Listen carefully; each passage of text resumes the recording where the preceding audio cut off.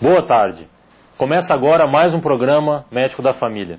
Hoje é dia 20 de agosto, segunda-feira, e vamos falar sobre escoliose idiopática. Mas antes, eu quero mandar aqueles abraços especiais.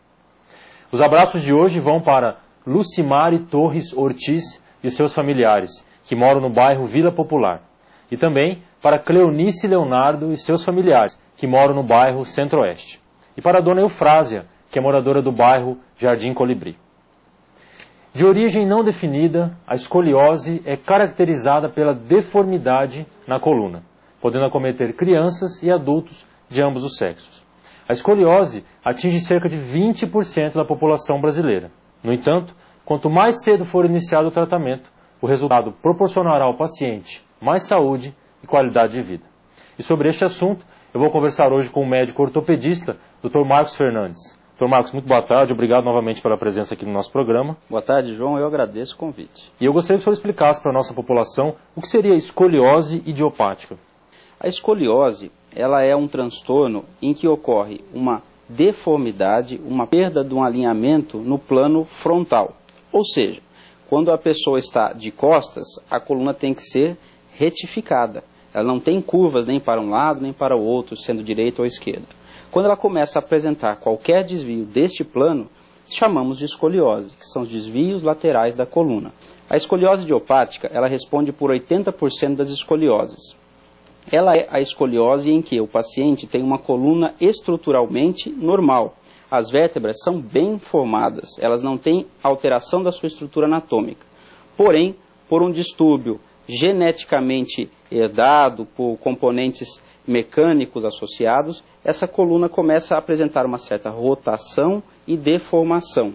Isso acontece principalmente nos pré-adolescentes e adolescentes. É a fase mais comum. Também pode acontecer nas crianças de menor idade ou nos adultos, mas a fase mais acometida é a adolescência, a partir principalmente dos 10, 11 anos de idade. Bom, a gente sabe então que a escoliose é um desvio da coluna.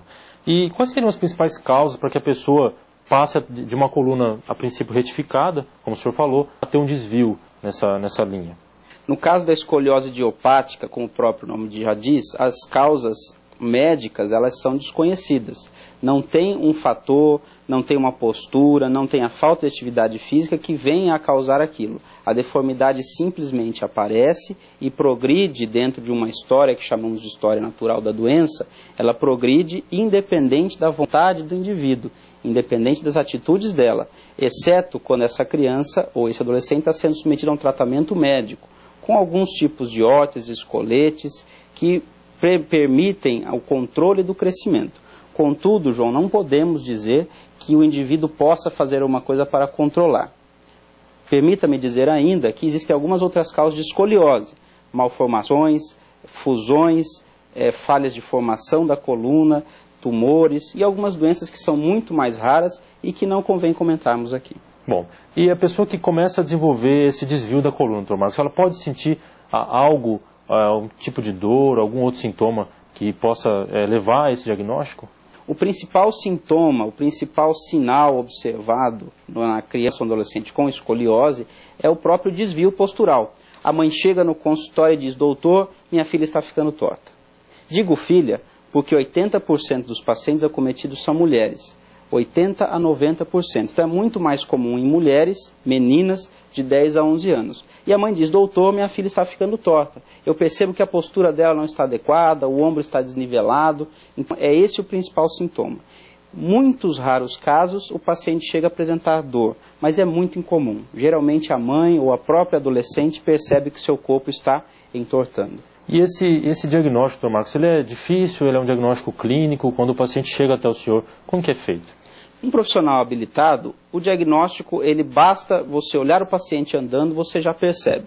Contudo, o diagnóstico ele é fechado com uma radiografia panorâmica da coluna, uma radiografia que observa desde a pelve, da cintura, até os ombros, até o pescoço. Nós observamos todo o trajeto da coluna e mensuramos, medimos os desvios em graus. Quantos graus tem o desvio de coluna? Se são pequenos, se são médios ou se são grandes desvios. E existiria alguma relação familiar para que, às vezes, a mãe tenha escoliose idiopática e o filho também possa vir a ter? Existe sim. pacientes cuja história familiar é positiva para a escoliose, ou seja, se a sua mãe, a sua avó ou uma tia sua já teve escoliose, fique atento. O seu filho, adolescente, pode desenvolver escoliose e você não está percebendo. Existe sim um fator familiar positivo. Dr. Marcos Fernandes, a gente pode dizer que a escoliose idiopática tem cura? Bom, essa pergunta ele vai me responder daqui a pouco, logo após os nossos comerciais. Não saia daí. 91. Volta com o programa Médico da Família. Hoje eu converso com o Dr. Marcos Fernandes, que é ortopedista especialista em coluna. Estamos conversando sobre escoliose idiopática. Dr. Marcos, no bloco anterior eu lhe perguntei se a gente pode classificar a escoliose idiopática como uma doença que tem cura. Na verdade, João, nós costumamos dizer que a escoliose idiopática tem tratamento. Os desvios que são adquiridos, eles dificilmente regridem. Não existe a possibilidade de fazer uma natação, um RPG, alguma coisa que vá por si só regredir a coluna. Alguns terapeutas afirmam que conseguem regredir a curva, mas isso nós temos observado que não acontece.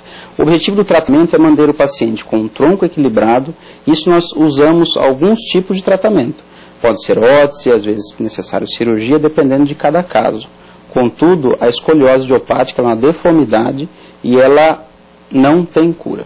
Bom, então o senhor comentou também que o tratamento existem vários tipos, né? Então não necessariamente o tratamento é cirúrgico. Não necessariamente o tratamento é cirúrgico. Entenda bem, eu disse que não tem cura, mas nosso objetivo é que o paciente tenha qualidade de vida e viva bem. Agora você imagina, João, uma adolescente entrando na sua fase de pleno vigor da adolescência, 12, 13 anos, com o tronco ficando desequilibrado. Isso traz um trauma e um estigma muito grande para aquela adolescente. Ela não se importa com a deformidade, ela se importa com a estética do seu corpo que está mudando. Ela está ficando menos aceitável ou menos aprovada para a sociedade, para os garotos, para os namorados. Então isso aí causa um trauma muito grande naquela adolescente ou naquele adolescente, como é o caso. Então o nosso objetivo é, em primeiro lugar, controlar o crescimento da curva.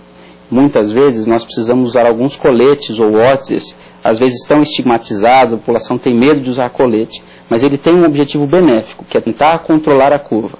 Quando essa curva não é controlada, ela passa de uma curva moderada para grave, muitas vezes está indicado o tratamento cirúrgico.